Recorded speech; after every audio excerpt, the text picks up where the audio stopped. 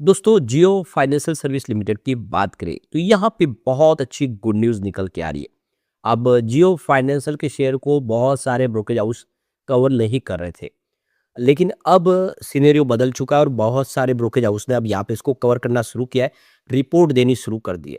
और इसके पीछे वजह इसका बिजनेस, कंपनी लगातार नए बिजनेस में एंट्री कर रही है और बिजनेस बहुत अच्छा ग्रो कर रहे हैं। कंपनी को बहुत सारे अच्छे बड़े पार्टनर ग्लोबल मार्केट से मिल चुके हैं, जो आने वाले इसमें जियो फाइनेंशियल को कई देख सकते हो कि अच्छी खासी ऊंचाई पे पहुंचा सकते हैं। ऐसे में आगे की क्या संभावना बनी है, क्या जियो फाइनेंशियल यहाँ से बेहतर करेगा? क्योंकि आज फाइनेंशियल सेक्टर में गिरावट थी, लेकिन जियो फाइनेंशियल ने पॉजिटिव क्लोजिंग देके ये साबित किया है कि मजबूत दिखाई दे रहा है। यहाँ पे ब्रोकेज हाउस की तरफ से खरीदारी शुरू हो चुकी है, बहुत सारे म्यूचुअल फंड ने खरीदारी शुरू कर दिया। ऐसे में क्या है आगे की संभावना, क्या कह रही है रिपोर्ट, जानेंगे इस वीडियो के माध्यम से। लेकिन फ्रेंड्स उससे पहले, अगर आप पहली बार हमारे चैनल पे आए तो चैनल को सब्सक्राइब कर दीजिए, एक बेल आइकॉन दबा दीजिए ताकि जब भी नया वीडियो बने पहला नोटिफिकेशन आपको मिले। वीडियो पसंद आए तो लाइक से जरूर कीजिए। चलो फ्रेंड्स वीडियो स्टार्ट करते हैं। मैं हूँ आपका दोस्त SB दवे और हमारे अपने चैनल ऑनलाइन कमाई में आपका बहुत बहुत स्वागत है। सबसे पहले निफ्टी फाइनेंशियल सर्विस की बात कर ले तो 25,663 पे स्तर पे क्लोजिंग थी, जहाँ पे 0.99% यानी लगभग आप देखिए 1% की गिरावट थी यहाँ पे निफ्टी फाइनेंशियल सर्विस में। यानी आज निफ्टी फाइनेंशियल सेक्टर कमजोर था और बाजार में भी आप देखिए 600-700 पॉइंट की गिरावट थी। अब उसके बावजूद भी देखें तो जियो फाइनेंशियल ने आज कमाल कर दिया, क्लोजिंग 242 पर रही, जहाँ पे 1.38% की तेजी देखने को मिली। एक तरफ तो फाइनेंशियल सेक्टर में 1% की गिरावट, लेकिन यहाँ पे देख सकते हो कि 1.38% की तेजी ये साबित कर रही है कि अच्छी खासी खरीदारी शुरू हो चुकी है जियो फाइनेंशियल में। अब यहाँ पे देख सकते हो कि शुरुआत तो कमजोरी थी 237 पर, उसके बाद 234 का लो भी बना। उसके बाद जो देखे कि रिपोर्ट निकला, उसके बाद में स्टॉक ने जो दौड़ना शुरू किया सीधा 245 पर चला गया। तो 203 का ये लो बना इसने अभी 52 वीक का, हाई 338 का है। लेकिन अब आप देख सकते हो कि अपने ऊपर की लेवल से लगभग 100 पे डिस्काउंट पे स्टॉक है। तो अब यहाँ से खरीदारी देखने को मिल रही है, वो काफ़ी अच्छा दिखाई दे रहा है। एक सब ये मामला है, ऐसा लग रहा है कि यहाँ से एक पॉजिटिव माहौल बनना शुरू हो जाएगा बाजार का साथ मिला तो। अब इसकी परफॉर्मेंस देखें तो वन डे के हिसाब से 1.14% की यहाँ पे तेजी देखने को मिली। 1 वीक के हिसाब से 1.08% के आसपास की गिरावट हुई है। पिछले एक महीने में 11.69% के आसपास की भारी गिरावट हुई है, जबकि 3 महीनों में यहाँ पे 20.02% की गिरावट हुई है। यानी ओवरऑल देखें तो यह स्टॉक पिछले 1 साल से कमज़ोर था, गिरावट हो रही थी 1 ईयर के हिसाब से, लेकिन अभी भी यहाँ पे 9.72% के आसपास की तेजी है। यानी जिसने अगर साल भर पहले निवेश किया होगा तो उसको यहाँ पे नुकसान नहीं हो रहा बल्कि फ़ायदा हो रहा है। 3 ईयर के हिसाब से जरूर यहाँ पे 4.10% की गिरावट है, लेकिन अब जैसे कि गिरावट थमती हुई दिखाई दे रही है यहाँ से। तो यहाँ पे देख सकते हो जियो फाइनेंशियल सर्विस को लेकर ब्रोकरेज फर्म मोतीलाल ओसवाल ने बाय की रेटिंग के साथ में कवरेज शुरू कर दिया है। मोतीलाल ओसवाल ने अब यहाँ पे इसके बारे में अपनी रिपोर्ट देनी शुरू कर दी। तो यहाँ पे आप देखिए पिछले 1 साल में जियो फाइनेंशियल शेयरों में 5% की तेजी बनी है। इस दौरान देखें तो बहुत सारे शेयर नीचे आए। कंपनी का मार्केट कैप इस समय 1.5 लाख करोड़ के आसपास है। तो यहाँ पे मोतीलाल ओसवाल ने अपनी रिपोर्ट में जियो फाइनेंशियल सर्विस को एक टेक्नोलॉजी आधारित फाइनेंशियल सर्विस के प्लेटफॉर्म के तौर पे बताया, जो lending, payments, asset management, insurance, wealth management जैसे कई सेगमेंट में तेजी से अपने विस्तार को आगे बढ़ा रही है।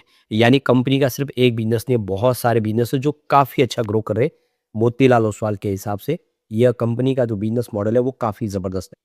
तो यहाँ पे ब्रोकरेज फर्म का कहना है कि रिलायंस समूह के विशाल डिजिटल और रिटेल इकोनॉमी सिस्टम का लाभ उठाते तेजी से अपनी उपस्थिति मजबूत कर रही है कंपनी।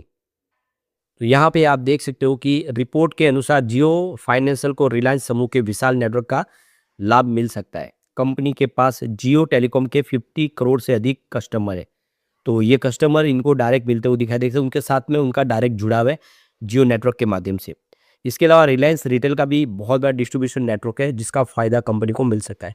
इससे दूसरी जो पारंपरिक फाइनेंशियल कंपनी की तुलना में इसकी ग्राहक को जोड़ने की लागत काफ़ी कम हो सकती है, क्योंकि ऑलरेडी इनके पास बहुत बड़ा कस्टमर बेस है जिसका उनको फायदा मिल सकता है। उन कस्टमर से डायरेक्ट ये जुड़े हुए टेलीकॉम के माध्यम से और रिटेल डिस्ट्रीब्यूशन के माध्यम से।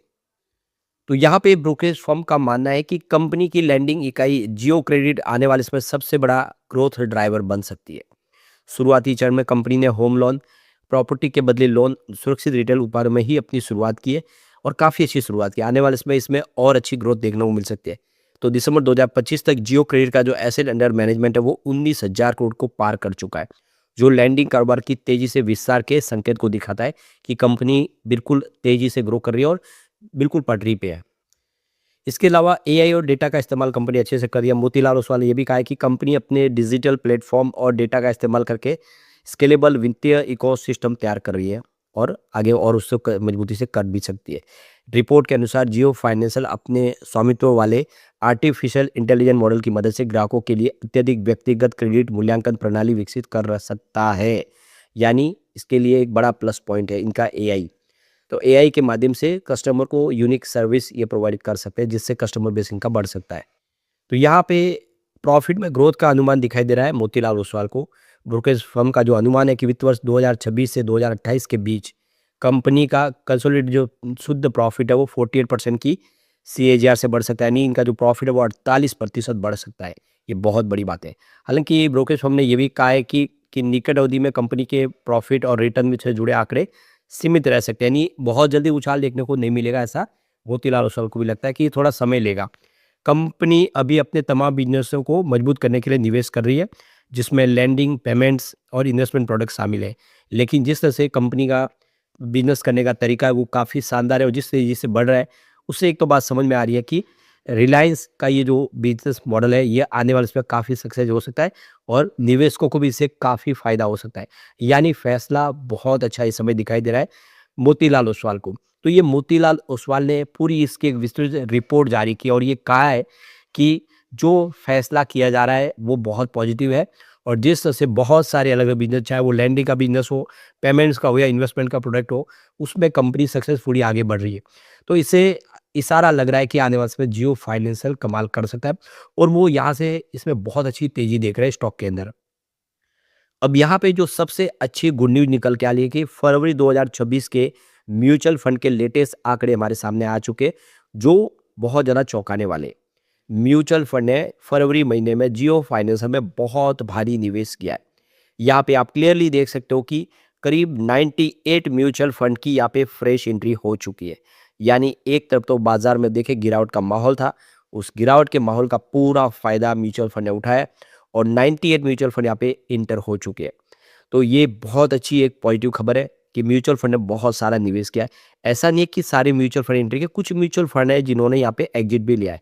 तो ये एग्जिट लेने वाले म्यूचुअल फंड 27 है, इन्होंने यहाँ पे एग्जिट कर लिया है। लेकिन ये आंकड़ा कम है, ये 27 है, वो 98 है, 3 गुना बड़े है। जितने बिकवाली करे उससे ज़्यादा। ये इशारा है कि जियो फाइनेंशियल का अच्छा दौर शुरू होगा और आने वाले समय जियो फाइनेंशियल कमाल कर सकता है। लेकिन फ्रेंड्स, कोई भी इन्वेस्टमेंट करने से पहले अपने फाइनेंशियल एडवाइजर से एडवाइस ले ले या अपना खुद का रिसर्च करें, क्योंकि मैंने वीडियो आपके एजुकेशनल पर्पज के लिए ही बनाया। वीडियो पसंद आए तो लाइक से जरूर कीजिए और चैनल को सब्सक्राइब कर दीजिए। Thank you friends.